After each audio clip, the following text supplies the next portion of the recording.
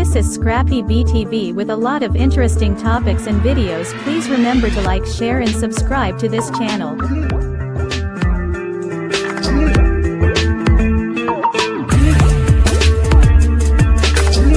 Tell us a little bit about Lewis Wolf and his journalistic publications. Who is Lewis and what has he been doing over the years, and why is the government so outraged by him?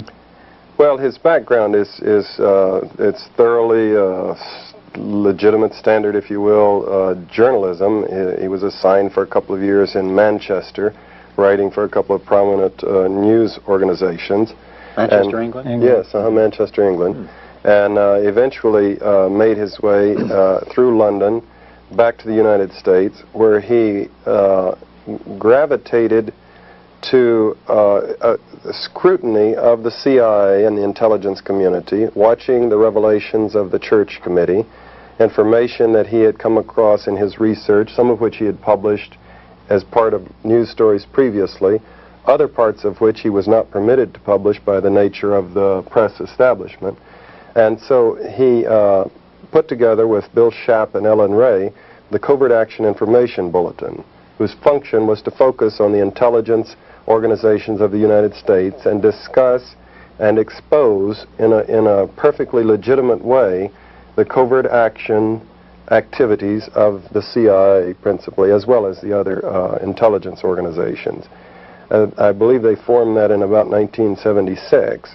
And have been in Washington since, publishing stories of true stories. Their quality, their standards of journalism are exceedingly high. That bulletin is distributed in the State Department, and it's sold out the first morning that it's put on the stands in the State Department newsstands. They also publish in that bulletin the names of CIA agents and where they are now, as they're assigned and reassigned about the world. I believe that in very recent months they have ceased the policy of publishing names because the controversy is so hot, and they would just as soon. And also, it's never been their intention to break the law. They've made that clear from the outset. Bill Schaap is the brother. He is a highly competent attorney and is the brother of a top sportscaster in New York City. He is a very articulate man himself and has testified to the Senate many times against the names of Agents Bill, for example, and defending what he and Lew Wolf are doing. And after his testimony, many times senators have come up and shaken his hand and said, I disagree with you, but you certainly make your case for the legitimacy of what you're doing very well. Let's take a look at some of the things which Lewis Wolf had to say, and we'll let you comment ever so often on this, okay? What, in the years that you've been publishing it, do you think are some of your most significant revelations? Are there some stories that even shocked you? Well, I think one of the big stories that we were able to document in some detail was the whole scope of CIA activities, similar to what the CIA did in Chile, and which was documented by the Senate Select Committee, was the whole covert action program in Jamaica in between 1976 and 1980. And we did a great deal of research into that, and we discovered in many ways a very similar program, almost a classic model that was followed along the lines of what they did in Chile, including three major categories: military, paramilitary activity, the use of propaganda in the media, and the third one, which was economic warfare, using the multilateral organizations, the International Monetary Fund and others, to withhold loans which had been promised to the Jamaican government. This is one example. What are a couple more of the details of that? You mentioned those first two examples of actual paramilitary activity the CIA was involved in Jamaica. There was a fire, for example, that took place in Jamaica of an old people's home. I think 150 old and infirmed women, many of them blind, were living in this home. And as it turned out, the place burned down in the space of about 8 minutes, 7 or 8 minutes. It was discovered that the phone wires had been cut and that the exits had all been blocked. Even those who could see their way out could not get out. And that the means by which the fire was set was the use of a petroleum jelly, which was unavailable in Jamaica. This was one indication, among others, that there was outside help. Why would the CIA, you might ask, why would the CIA want to murder 150 old women? It was because it was an effort, part of a very large-scale effort to discredit the government in Jamaica, which was at the time headed by Michael Manley, the Prime Minister. There were images produced of Michael Manley in the media, in the Daily Gleaner, which was the newspaper which the United States, through the CIA, helped to support. And there is a good deal of evidence of that. There were images of Michael Manley showing a death mask. I mean, it was his face which had been somehow made to look like a death mask, although it was pretending to be a photograph of him. And there were many ways to try and discredit him. This is very, very similar, in fact, to what the CIA did to try and discredit Salvador Allende in Chile. If you remember, Richard Nixon instructed the CIA in a meeting which was in 1970 in the White House, and there was a document in the Senate report which is reprinted, and he said, "Make the economy scream."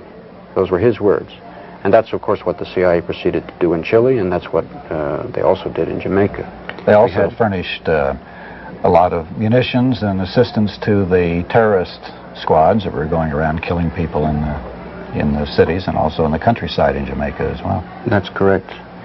Well, John, you had a trip down to Jamaica, and you saw a lot of these things about Jamaica with your own eyes, right? Yes, indeed. A very moving, a very interesting trip to me, to see a target country at a time in the height of a CIA operation when I was completely outside.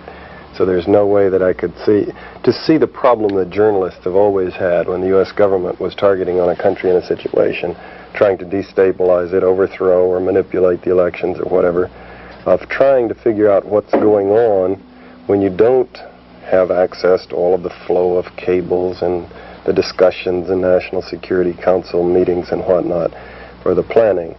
I observed that from published information, the CIA station there was quite large for that size of a country. It was huge, in fact. It was bigger than any station I knew of in Africa, although Jamaica was a fairly small island with 2 million people. That's typical of when the CIA has got a big operation going in a place. They beef up the station and beef up the offices back stateside. The tone and flow of articles in the Gleaner was, of course, as Lou says, definitely a chapter out of Chile or a chapter out of the Angolan operation. Every indication of a massive CIA operation going to destabilize the government, to make the economy scream, and in that case, I would say that probably someone got promoted for that one, probably several people. Because Manley was run out of office. Because it worked. By a legitimate without a scandal, without an assassination, without the things that have caused the CIA so much grief, Manley, a champion of social democracy, of giving the people a piece of the pie, was thrown out of office, and an arch-capitalist was put in office. And again, there was minimal adverse publicity. Lew Wolf and the others were studying the situation and did publish about what was going on, but it was not published in the New York Times and the Washington Post, and the big television networks didn't do studies on it, primarily because even if the journalists of the big organs knew what was happening and might have wanted to, they really just, because of the secrecy, couldn't get the truth about what the United States was doing. One interesting thing was that the effectiveness of the liars in our government, you know, the duplicity. When we formed the CIA, we committed our leaders to having two policies, as Lou says, the rhetoric, the public statements, and the truth about what United States policy is. So an interesting measure of presidents is how effectively they lie.